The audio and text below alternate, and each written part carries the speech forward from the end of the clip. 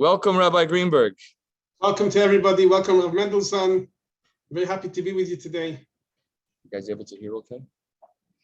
So we already did all the introductions, and I want to just say one thing about the technology before I hand it over to Rabbi Greenberg. I recently came across the original patent application for the crock pot. Are you familiar with this, Rabbi Greenberg? Do you know the history of the crock pot? The history? No, let's hear from you. So the crock pot was originally invented by a Jewish guy specifically to make cholent. And he was actually a very prolific inventor. He invented many things. And he invented this thing called a crock pot, and he couldn't get it to sell. It didn't fly. And then and eventually he ended up selling the patent to this company, the Omatic, the company that did all the Omatics, this Omatic and that Omatic. It was a popular popular item in the mid-century, and they ended up buying the patent, and it ended up selling quite well. So the item that today so many people use for the cholent was actually made for that exact purpose. Stam, a little bit of history on the technology of cholent. Okay, without further ado, I want to introduce Rabbi David Greenberg. Rabbi Greenberg is the Rosh Kollel at a Kollel in Eretz Yisrael that is really focused primarily on the study of Hilchos Shabbos and the laws of Shabbos. And Kollel Shirat Devora is Rabbi Greenberg's Kollel, and we met here in the United States when Rabbi Greenberg was gathering support for his Kollel, and we discussed how we might be able to make our support of the Kollel a two-way street. And Rabbi Greenberg graciously offered to share Torah with us.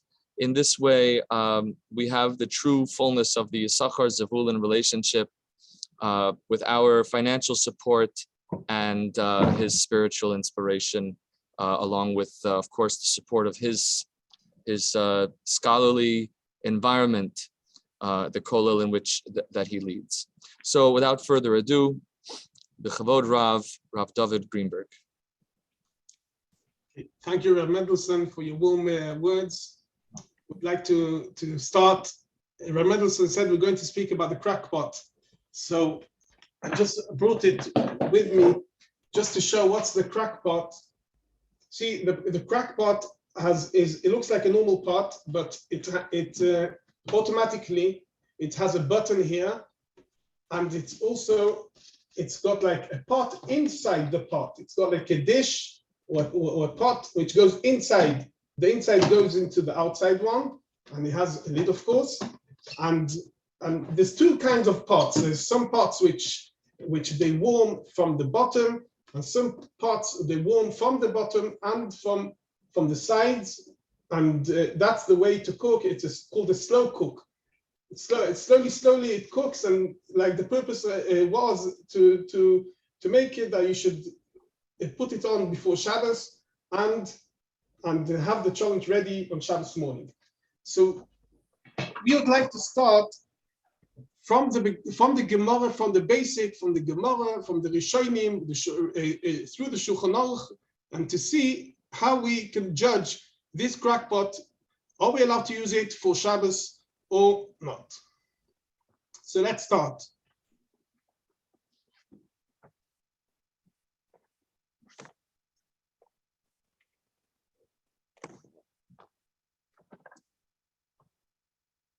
Is he frozen? Yes. Did I do that? Let's see. I didn't do that. Now he's on frozen. Rabbi Greenberg, you're muted.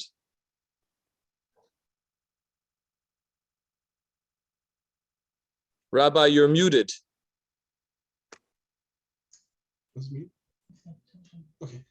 Now I'm okay. Yeah, you're good now. Just go back to the beginning of you were going to say the start from the Gemara and the Rishonim.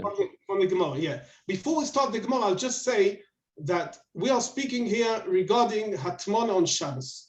Hatmana means to cover food. There's two kinds of covering food.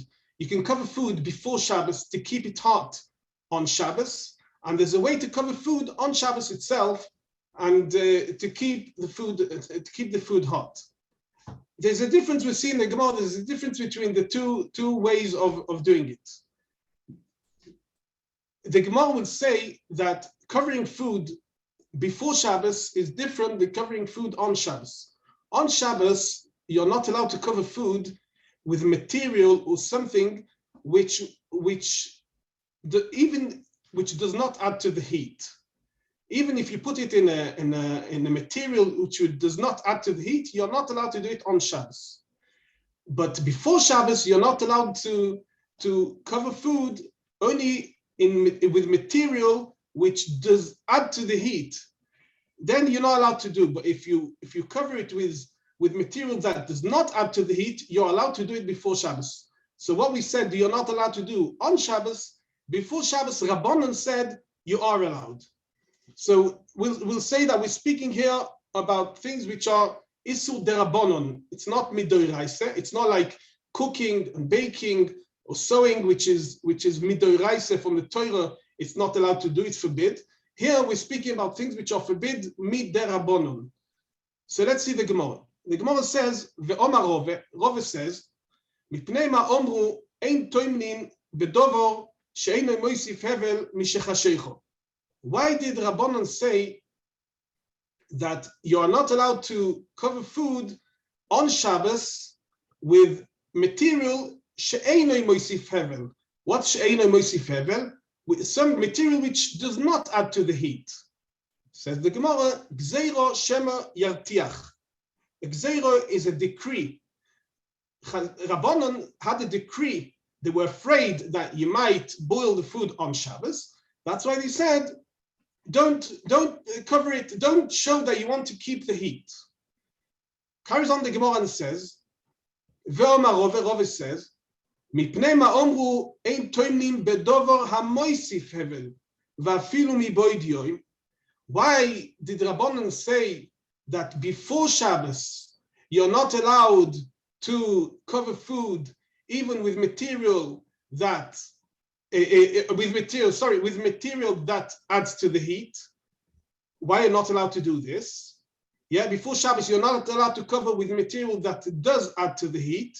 So the Gemara says, Gzeiro shemo yatmin beremetz. Again, we see this is the Rabbanon. Rabbanon were afraid that he might cover the food with ash, and soon we'll see what's the problem with it. So Rabbanan said, don't cover food before Shabbos. So the Gemara asks, Omar le Abaye. Abaye tells Rove, V'yatmin. What's the problem? We're speaking here before Shabbos. What's the problem to cover food before Shabbos? So Rove tells him, Gzeiro shemo yechate begecholim. This is, Rabbanan were afraid that he might stir the coals, that if he covers food before Shabbos with material that adds to the heat, so Rabbanan were afraid he might stir the coals, and then he'll do mamash chilul Shabbos. So here we see a new thing. Well, we usually don't see on Hilchos Shabbos, because we see in Hilchos Shabbos things you're not allowed to do A, B, C. Okay, we know that.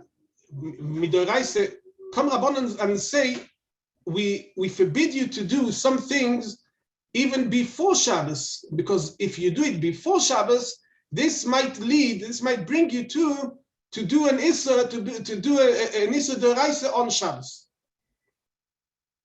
So this is the origin of Hatmana. So now we know what's Hatmana. Hatmana is to cover food. Cover food before Shabbos and on Shabbos. There's another halacha. Rabbi Greenberg, if I can interrupt you for a moment. we're going back to an ancient time. I just want to kind of give some understanding of what we're talking about here. We're going back to an ancient time before people had stoves, or they didn't have microwaves. They didn't have the ability to warm up food, to keep food warm the way we do. So there were different methods that they used to keep food warm. So you're describing two different types of methods to keep food warm that people used. Could you talk a little bit about what those looked like in ancient times? You would have had a pot with something that you had cooked on a fire before Shabbos, right? Yeah. So what does that look like? So We have two methods, right? Yeah. What they usually had was they had a fire, and the fire after the fire was burning, they stayed the coals, and the coals were and the pot was on the coals. It could be in an oven, it can be outside the oven, and the coals add to the heat and they keep the food warm. Now sometimes at the outside of the pot is opened. That's why they used to also cover it, except for the coals which are keeping the heat. They used to cover it also with some kind of material. There's two kinds of material. There's material which adds to the heat, or material that doesn't add to the heat, and that's how they used to try to keep the food warm. So let me understand what you're saying. You have this pot on coals, which are kind of keeping it at a low heat, a low and steady heat, and then they would put something over the top of the pot to retain the heat and to make sure that the heat doesn't escape. And there are two types of materials, some that just keep it warm and others that kind of help accelerate the heat. Yeah. So if we speak about things just keeping warm, it doesn't have to be on the coals. It can be off the fire. It can be outside, you put it to the side, you put it inside the blanket, whatever, and this keeps the heat. But if we're speaking about adding to the heat, so there used to be some kinds of materials which we don't know about them today, that used to add from the heat themselves. And there was a way also, like the Rav said, to keep it on the fire and to cover it from the top. So essentially, they might have had some type of, let's say, a warmed, let's say, a heated, some type of heated material that isn't necessarily on fire, but kind of reflects the heat back or accelerates the heat that's already in the pot. Exactly. Okay, so to summarize what we said so far, so it being on the coals, we're not discussing yet. We're just talking about the distinction between the pot now that's off the coals, if it's being wrapped in something to maintain the heat, or it's being wrapped in something that kind of reflects or accelerates the heat. Yeah. Or we can speak also about if you leave it on the coals and you cover it from all sides, this would also be considered as moisif hevel, which adds to the heat. So covering placing an insulation around the pot that is currently on the coals. Yeah. Okay. Exactly. Thank you. Now, before we carry on, there's another halacha on Shabbos which is called shehir. Now we spoke about hatmana. Hatmana means to cover the food. Now we want to speak about another point to say that we will understand soon what we want to say, which is called shehir. Shehir means to leave food on the fire before Shabbos. Like if you cooked food and you want to leave it on the fire on Shabbos, you don't want to take it off the fire. Is it allowed to do or not allowed to do? This is called shehir. So in the Gemara we see in the Mishnah already there's a machloikas between Hananya and Rabbanon. Hananya says that if the food is cooked even like kemachal ben drusai, which is called like a third, if it's cooked a third, you can leave it on the fire. Rabbanon say no, it has to be fully cooked if you want to leave it on the fire. This is called shehir. Okay, so I'm going to jump in again. Let's go back to just want to bring the technology in over here, right? So now we're talking about this situation where we're talking about long-term slow cooking, right? That's shehir, right? Yeah. Leaving something. So they would have had a way of keeping these fires burning for a very long time. And the question is, if I put a pot on these coals before Shabbos, can it stay on the coals the whole Shabbos, correct? That's right. And so now we have this question. So what I heard you say so far is that if the food is already cooked before Shabbos, it can stay on the coals all Shabbos. That's right. But if the food is not cooked before Shabbos, then it may not be placed on the coals before Shabbos. Yeah, in the Gemara, The question became then, what determines fully cooked? That's And right. we have this fascinating fellow called Ben Drusai, and he had his own style of eating. Would you talk a little bit about that? Yeah. Ben Drusai, what Chazal say, this is an example of a person which he was a thief, and he never had time to cook his food. He had to cook it fast and to run away to the next job what he had to do.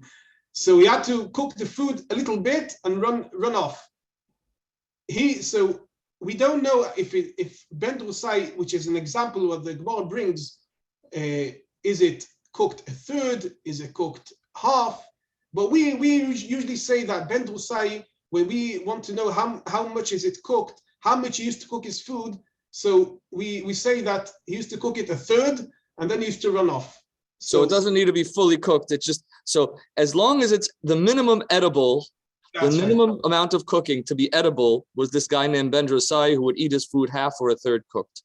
So if it's that cooked before Shabbos, we can consider it eligible to remain on the coals a whole Shabbos. Now, could you talk about the coals themselves? Was there any limitation on the way the coals had to be situated in order to be able to leave it on the pot on those coals, or is there no limitations on that? If I understand right what the Rav is saying, are we speaking about that the food is on the coals from the top, or the coals are also from the sides? If I understand right. So we'll come to this point. And if the coals are covered or if they're exposed. Yeah. Right. So now we know what's hatmona. Hatmona is covering food.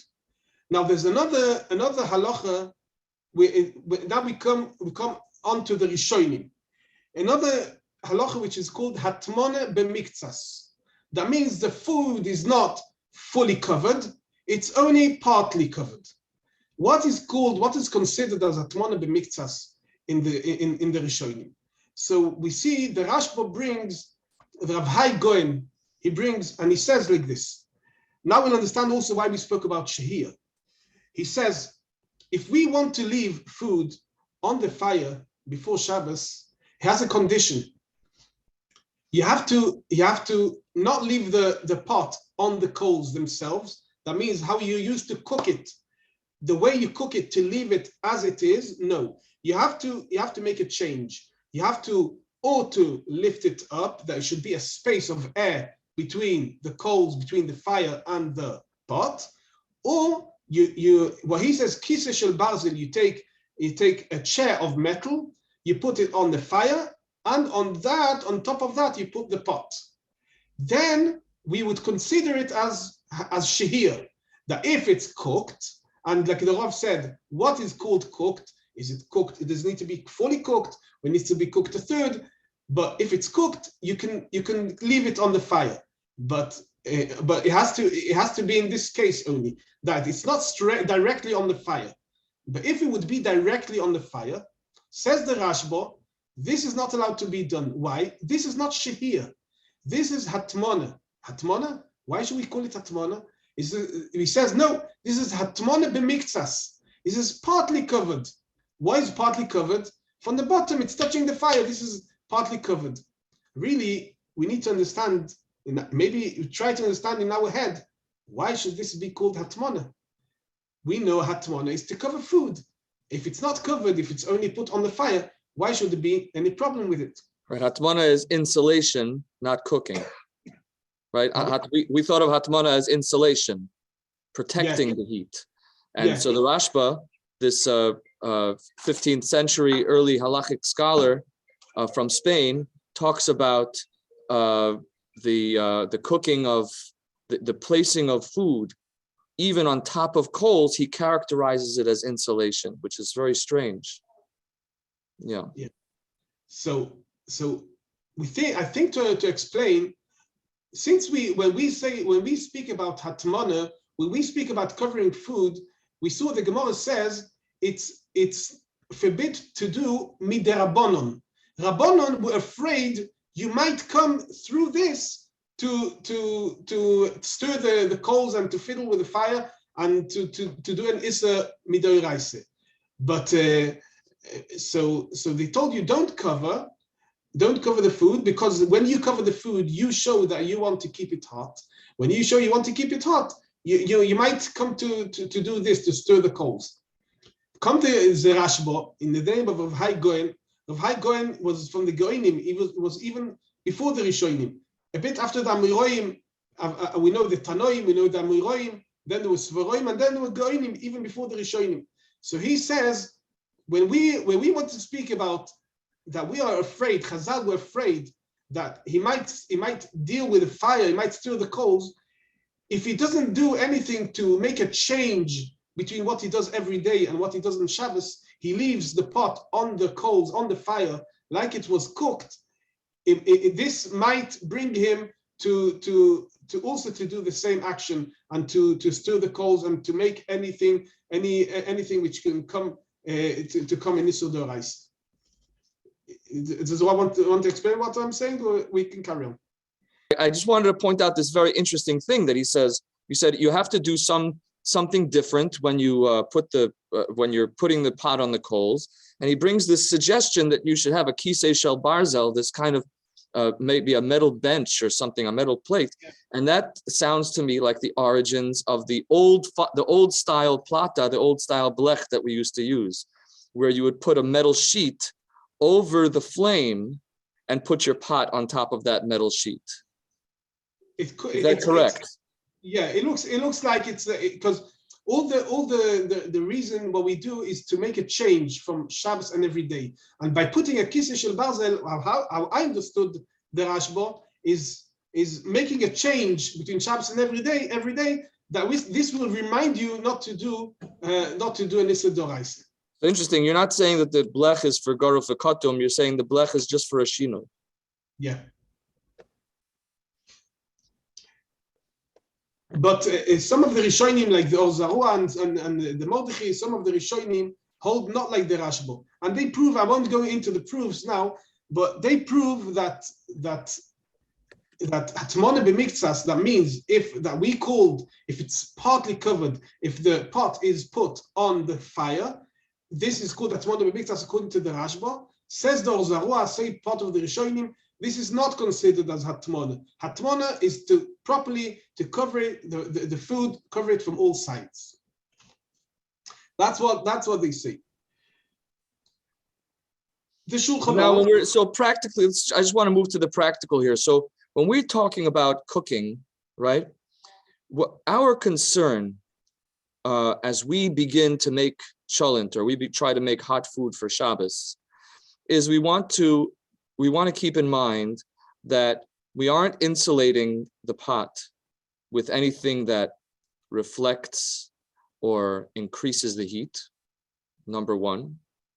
Number two, we also want to make sure that there is some shinui, at least if we're going to consider Rabbi Shlomo ben Aderet, the Rashba's concern, that we're doing it in some way that's different from the normal way of cooking. And again, you have the kisei shel barzel, you have the metal plate that covers the fire, or that there be some space between the pot and between the bottom of the pot and the coals. Right. This, although it's ancient, it's very relevant to our practice of cooking today. Now, my question is, if you put a pot on the fire, and you have a very low flame, you have space between the flame and the pot, right? Why is that not kosher enough to cook cholent? Because you have that space. So the answer would be, because according to what we said, it's not only the space, it needs to be recognized.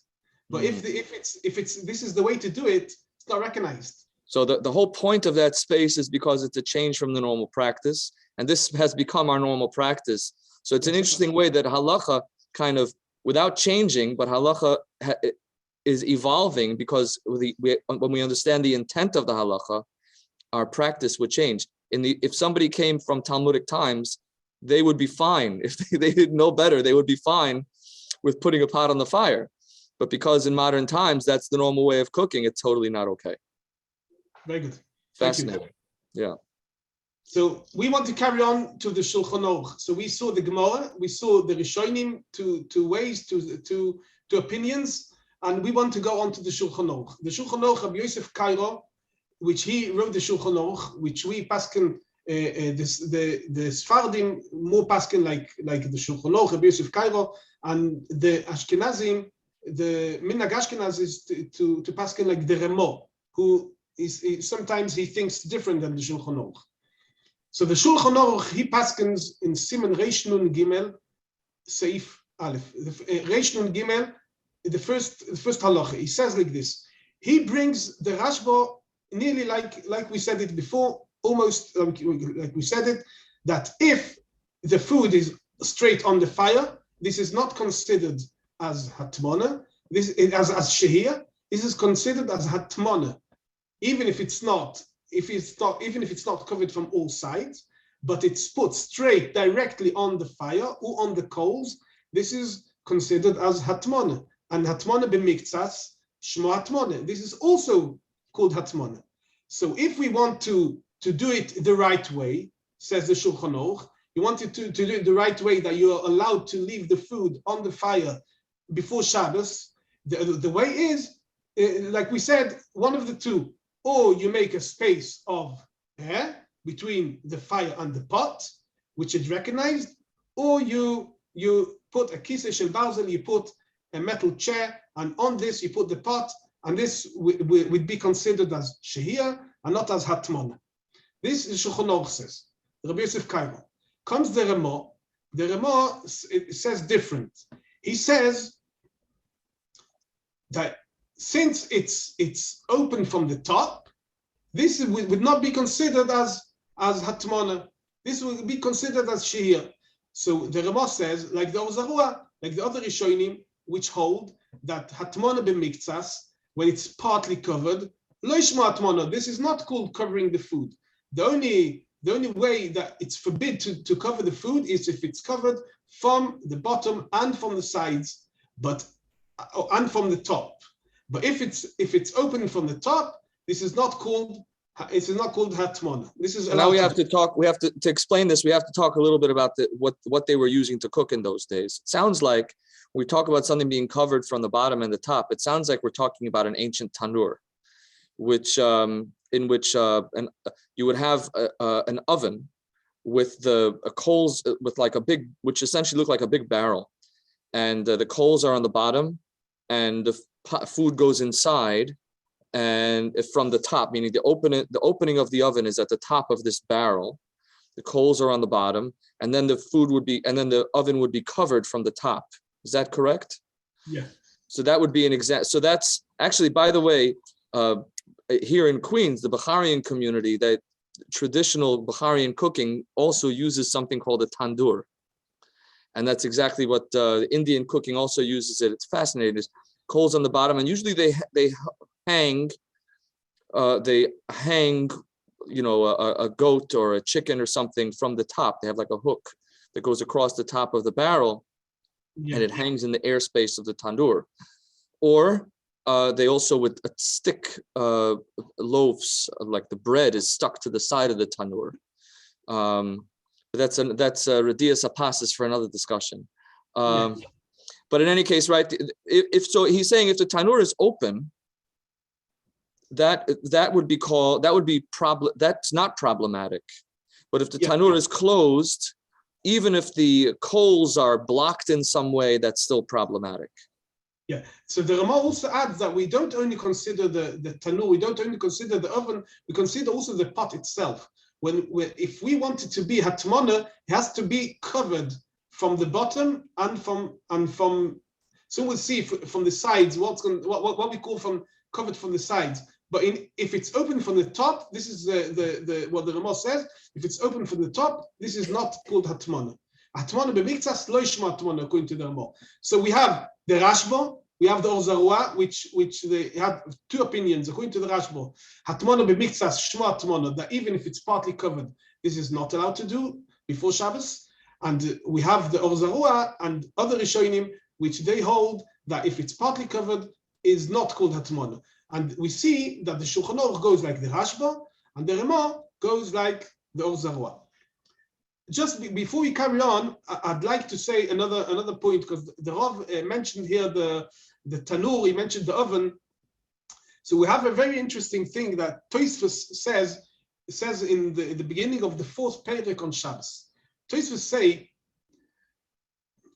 Tosfos, which were also part of the Rishonim what we're speaking about, they say that in a case like this, they bring a few examples of things what people used to do in their times, and they judge it if it's allowed or not allowed to do on Shabbos. So one of the examples Tosfos bring, if a person digs a pit and he builds it from the sides with stones or anything, and then he warms it up before Shabbos, warms it up to be hot, and then he takes the pot and puts it in the pit to keep hot. Is it considered as hatmona or not considered as hatmona? Is it allowed this to do? is the pit without any heating elements in it. Yeah. So is he allowed to do? Is he allowed to do before Shabbos? Before Shabbos, is he allowed to put the pot in the pit? Now, does this matter if we're talking about sand, like desert sand, which is quite hot, or regular earth, which is cool? I think the Tosfos they make this exactly difference. So we'll explain. Tosfos say that this would be allowed to do on Shabbos. When you heated the pit and you heated it very hot, and you put the pot inside to keep the heat, this is not called hatmona in Moisif Hevel. Why is it not considered as hatmona? Tosfos say because what's hatmona? Hatmona is to cover it properly from the sides, from all the sides.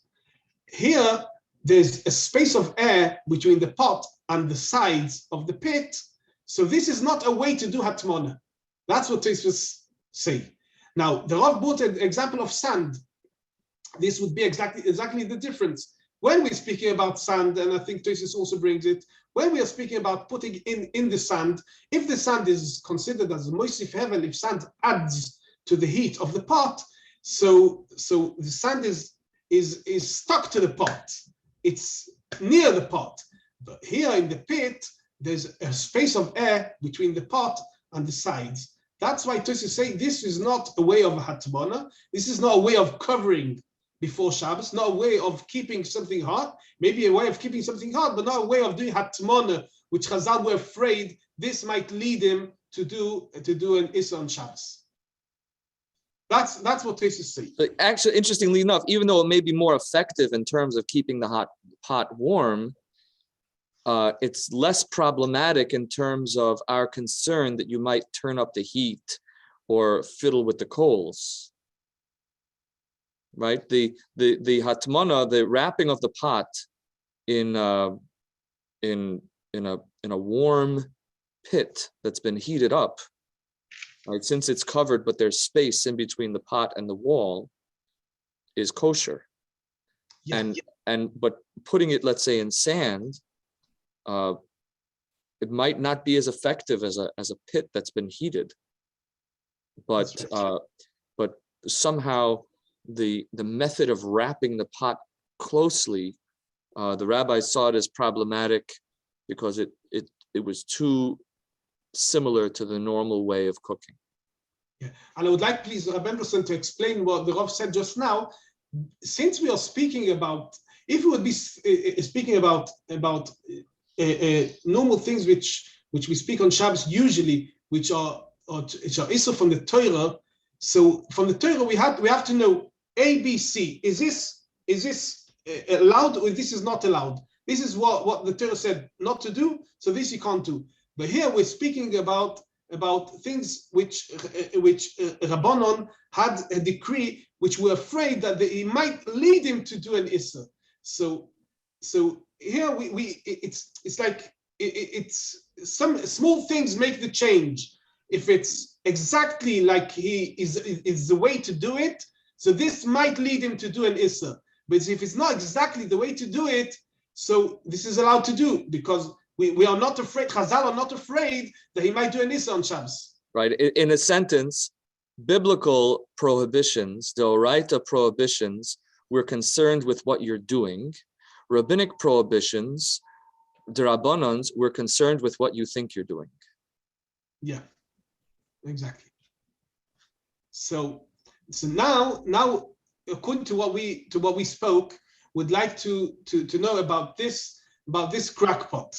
So we showed it before. If necessarily, we can show it again. Everyone knows what a crockpot looks like, yes? Okay, so we don't need to show. So there's a few questions here. Before we speak about the crackpot, I'll just say another small point, that the Pri Megadim, we spoke about the Remo, that he holds that if it's open from the top, it's not called Hatmona. So the Pri Megadim has a doubt. He has a suffix, he has a doubt.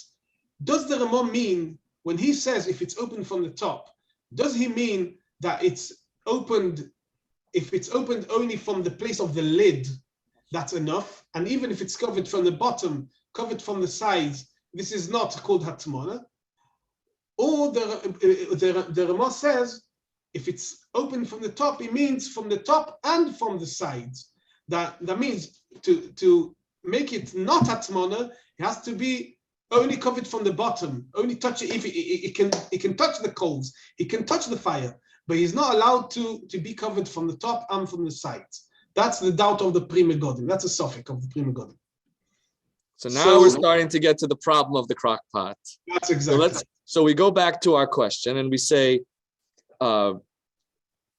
is the cooking the crock pot like having a pot inside of a tanur? And if it's and we have this tanur, this barrel oven, which is made out of earthenware, like a barrel oven. So you have the coals, you have the heating element on the bottom of the barrel, the pot inside. And so we have this dispute about whether such a thing is permitted on Shabbos. Some said it's permitted if the lid is off. And others said it's even if the lid is off, it's still forbidden because it's enveloped in heat. Yeah. And it's similar to a normal way of cooking. That's right. So we want to judge now, according to what we learned till now about this crackpot. There's two kinds of crackpots. One crackpot is heating only from the bottom. And some crackpots, the crackpots I have here, it's heating from the bottom and it's heating also from the sides. So we come to the question like this. If it's a crackpot which is heating only from the bottom, so according to what we spoke, where would be the problem? According to who would be the problem? Only according to the Shulchan Aruch, only according to the Rashbo, Rav Hai Goyen, what we spoke, that they say that if it's directly on the coals, directly on the fire, even if the fire is only heating it from the bottom, this is Hatmona b'miktsas. And Hatmona b'miktsas, even if it's partly covered, even when it's on the fire and it's not heating from the sides, not heating from the top, not covered from anywhere, this is called Hatmona. So it's a problem. This would be a problem according to the Shulchan Aruch. Because the pot has some heat around the sides. Because it has heat around the sides, according to Rashba, it's a problem. And I'm saying there's some crackpots which they heat only from the bottom, but from the sides it's not heating at all. Would this be a problem or not?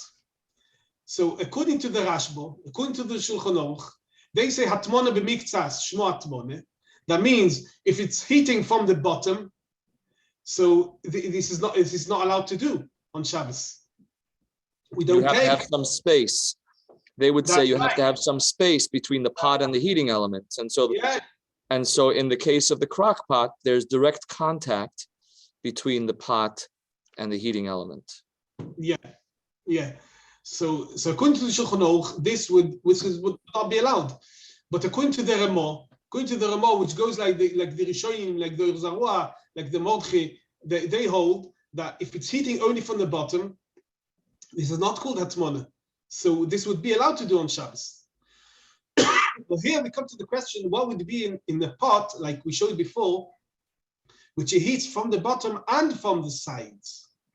So here we come to ask, according to the Prime Godim, that Prime Godim has a doubt in what the Ramah wrote, that if it's open from the top, it's not called Atmana. Does it need to be open from the top and from the sides, or enough that it's open from the top? Because in our case, in our part that we showed, it's open from the top, because from the top it's not heating, but from the sides it is heating. So maybe this could be a problem. Maybe it could be a problem from the point of view of Ramah. According to the Ramah, yeah. He says it would be good because it's open from the top. Yeah, but the Prima Godim has one side to say that according to the Ramah, it's not enough that it's open from the top, it needs to be open from the sides also. Sides as well. So we have three opinions about the crockpot so far, or at least about the elements of the crockpot as we understand them so far. One says, really, nothing, you can't even have something on a plata on Shabbos. Well, I mean, I'll argue with you in a minute, but this, what you're presenting right now, you can't have anything on a plata on Shabbos because the pot is in direct contact with the heating element. Then we have the opinion that says that something can be in direct contact with a heating element as long as there's no heating on the side. Right? And then we have the third opinion that says that it can only be heated if it can even be heated from the sides as long as it's not heated from the top. Yeah. Okay. So now we go to our crock pot. We have the plata, which according to Rashba is a problem. You'd have to have some space between the pot and the plata, let's say, theoretically. And we have to work this out because it's a big problem. We have to work out if it's called Gufo Ktumo or not called Gufo Ktumo. Right. And then we have, and we also could argue whether it's Mexican Mavashla or not. The second example is, so the plata would be a problem according to some, but others would say the plata, 2 out of 3 opinions says a plata is no problem at all. And then we have the crock pot, which according to some opinions might be problematic because it's heated from the side, but there's still our saving opinion that says that it's open from the top, there's no heating on top, so it's kosher. Yeah. Yeah. So let's make the question of the plata, maybe we can speak another time, but the plata, how it's called, it's Gufo Ktumo, not called Gufo Ktumo. So this we'll leave to the side. But here we're speaking about the crack pot, which is for sure a fire. It's a real fire. And so we want to know if we can use it. We can use it to cook. We can use it even before Shabbos. So in the Orches Shabbos, the Sefer, which is called Orches Shabbos, he brought a question about it, and he said he asked this shaila. He asked Reb Shlomo Zalman Auerbach, and as far as I know, this was the last question which was brought in front of Reb Shlomo Zalman Auerbach a few weeks before he was nifta. Before Reb Shlomo Zalman Auerbach He passed away, 5 years ago? Reb Shlomo Zalman Auerbach passed away about 25 years ago. 25 years. No, I'm mixing him up with Reb Steinman, yeah. Reb Steinman, yeah. So Reb Shlomo Zalman Auerbach, he offered to do as following. He offered to do, he said, if there's some shittahs, some say that if the food is fully cooked, there won't be a shaila of hatmana. There's some shittahs like this. And if we take this and we put it together with a way, what he offered to do is to make like a special dish to divide between the inside pot and the outside pot. And if you divide between both of them, this could make it like a plata, like you said, the plata. This could make it like a Gufo Ktumo. So in this way, he offered Reb Shlomo Zalman Auerbach that if you divide between the inside one and the outside one, then you can use it without no chashash on for Shabbos. So there should be some interrupt. So, and that would be like the kisei shel barzel sort of also, right? That makes a shinui, that kind of metal plate. But even more than a shinui, this will make a Gufo Ktumo. This will make it would be as though you put the pot not on coals, but on coals covered with ashes. Exactly. Yeah. This is what Reb Shlomo Zalman Auerbach offered to do. But he says that if we won't do this solution, what we offered now, it will not be allowed to use for Shabbos. I wonder if Reb Shlomo Zalman would have known that the crock pot was made for cooking on Shabbos. It was made with the intention of Cholent. I wonder if he had known that, if he would have said that that it's somehow different. Meaning because it's not like a cooking in a tanur. This is meant to be a grufo ktuma, meaning the crock pot was built in order to be a grufo ktuma. It was built to mimic the practice of putting a pot on coals covered with ash. Yeah, but the problem is that it's not, grufo ktuma usually is used after you cook the food, then you do the grufo ktuma. But this is the way to cook the food. That's why I guess this. Right, so there you have the question of the settings. You have the keep warm setting, which is like the coals covered with ash. Then you have the low and the medium setting in which you can really cook something, and that's like being directly on coals. That's right. Right. Because the shaila was brought also in front of Rav Elyashiv. Rav Elyashiv offered something very simple. Rav Elyashiv offered, he said, take something and lift up a bit the inside part and divide it from the outside part, and then we have a very good solution. Have some air. That's exactly. That's hefsek avir. Like Tosis say that if there's air between the sides or from the bottom, it divides it from air, so you can use it. So he offered, and he said, if you lift it up, so we have two solutions. Also from the bottom, it's not heating, and also from the sides, most of it is not heating, because from the sides, it's also part of it is opened. Right. Well, currently, there is space between the crock pot and the element. A very good question of Mendelssohn. This is exactly what I want to speak soon. But if we consider that this is not called a space, okay, if we consider that this is not considered as a space between the heater and the pot, so if you make, Rav Elyashiv says that if you make a space of air, then we can then we can use a crack pot. This is what Rav Elyashiv wanted to say, and the shaila was brought also before Rav Wosner. Rav Wosner died about 4 or 5 years ago. He died, and he says something very simple. He says whoever wants to be machmir, whoever wants to think maybe it's not allowed to do on Shabbos, he can be machmir. But we have clear things in the Ramah, and the Ramah says very clear. He says if the pot is opened from the top, this is allowed.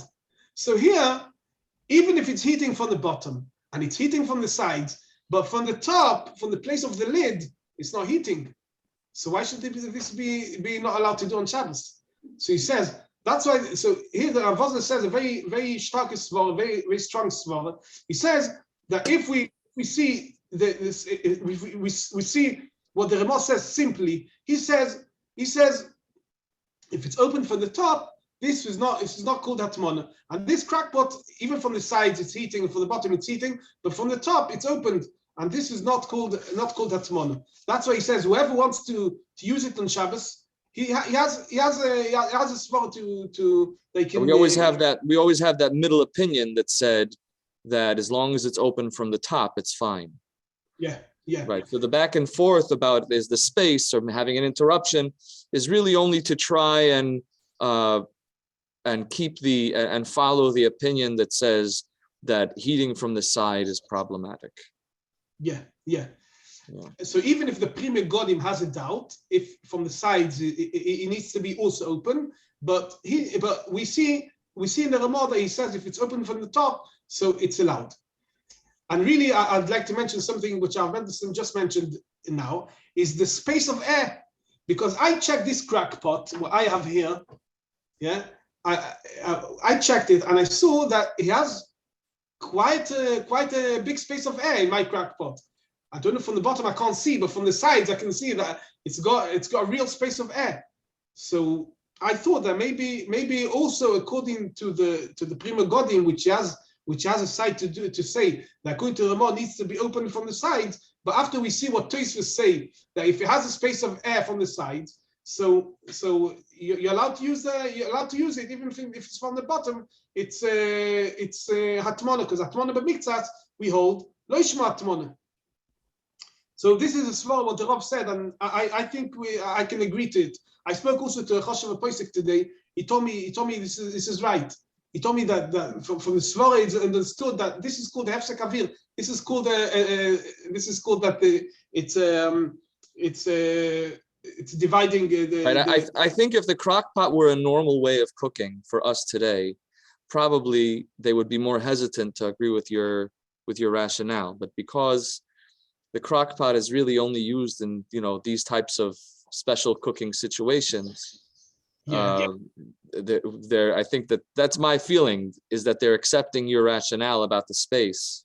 Because again, going back to what I said at the beginning about a pot being over the flame and there being a hefsek avir being there air between the flame and the pot, right? That's the normal way of cooking today.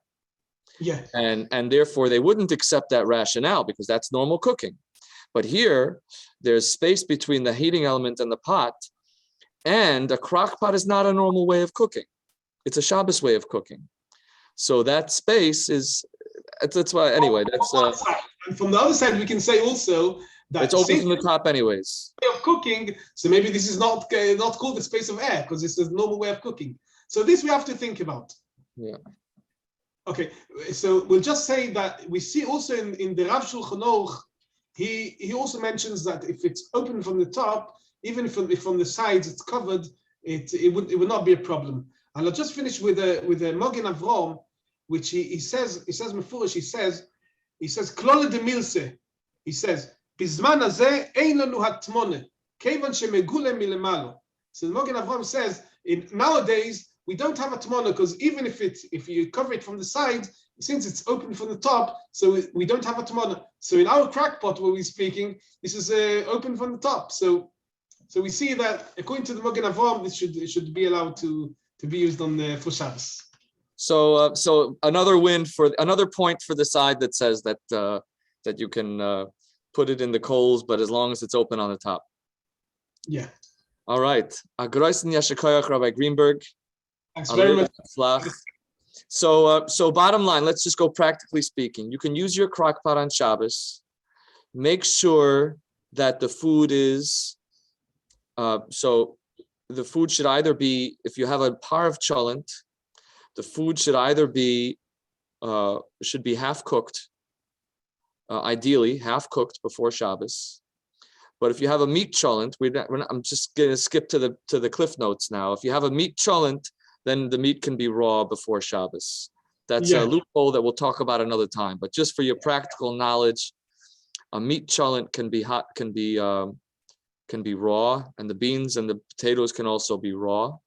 But otherwise, you can calculate what would be the minimum amount of heating that it needs, and you have to put it that amount of time before Shabbos. So if it normally takes 2 hours to cook a cholent, then you have to put it on an hour before Shabbos. Or we can use solutions which offered the Rav Shlomo Zalman or Rav Elyashiv, or everybody with how he passes. You could even do that with So, but you're saying that if you have those solutions, then it doesn't have to be ben drosoy before Shabbos. Yeah. Okay. So that you can put the cholent on before Shabbos on the crock pot with a meat cholent that we put on immediately before Shabbos. We have enough opinions to permit it. And finally, if you want to be extra stringent, you can put some silver foil between the. It says will not be enough. Doesn't like that? No. You have to have a proper something to divide. So those aren't really for sale over here. So It's good. So you could put maybe a little metal ring, a little metal chip or something, or some kind of plate on the bottom. Lift it up a little bit. You can use the advice of Rav Elyashiv. You can lift up the pot a bit. Right, lift up the pot a little bit, or we can follow Rav Greenberg, who says that there's airspace between the pot and the element, and it's kosher in any case. And I can say that some poskim say like we just said, yeah. Yeah. All right. Thank you so much. And thank you again all for joining us. And we look forward to continuing our learning of Torah together. And may our learning be l'schus aliyas neshama for Harav Yoel Avraham ben Pesach. Amen. Ben David Pesach. Okay. Kol Tov. Go to.